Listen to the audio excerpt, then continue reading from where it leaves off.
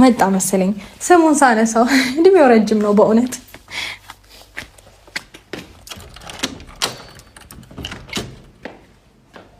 ሃይ ባሊ መጣ ጋይስ። ዳን እንዴት ነህ? ደህና እግዚአብሔር ይመስገን። ሰላም ነው? ደህና ነህ? አምሮብሃል። አመሰግናለሁ። እንዴት ነህ? ቁንጅት ብለን የመጣው በሰላም ነው? ልትወጪ ነበረ። ከዛ አንተ እንደምትመጣ ስሰማ እንዴ ባሌማ መጥቶ እንዴት ነው ስንትቼ የምወጣው ብዬ አሰብኩኝና ተውኩት መውጣቴን። ልመጣ ነው ስትለኝ የምር መውጣቴን ተውኩት። ጓደኛም ትሆነኛለህ፣ ከጎኔ ሆነ ታጽናናኛለህ።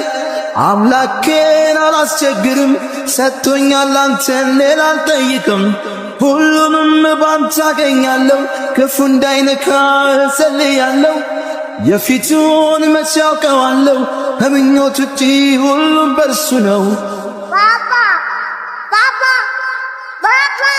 እወጣለሁ። ለነገ ምን ልተውልህ፣ ችግኝ ነህና ዋርካ እንዳደርግህ።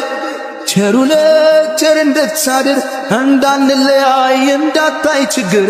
ፍቅር ሆኖ ወንዙ እንዲያጠግብህ የእናት ጓዳ እንዳይጎልብህ።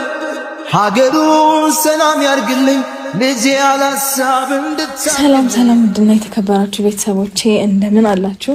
እኔ በጣም ደህና ነኝ፣ እግዚአብሔር ይመስገን።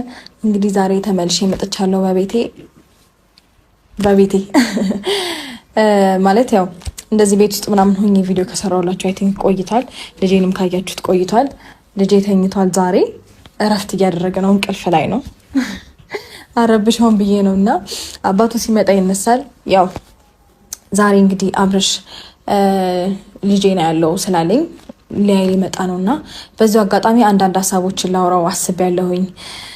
ማለት ያው ከዚህ በፊት እሱ አስቦበት ምናምን ተስማምተን ቢሆንም ከዚህ የወጣው አንቺስ ገቢን ይወጣለሁ ብሎ ቢሆንም የሚወጣው ዛሬ ግን ያንን ነገር ትቶ ወደ ቤት ተመልሶ በሰላም አብረን መኖር እንድንጀምር ልጠይቀውና ላናገረው አስቤ ነው እንግዲህ ዛሬ ይሄን ቪዲዮ ያስኩትኝ እና ፈቃደኛ ከሆነ በሰላም እንደገና እንደ በፊቱ በፍቅር በደስታ ብንኖር ቤታችንን ሙሉ ብናደርገው ደስ ይለኛል።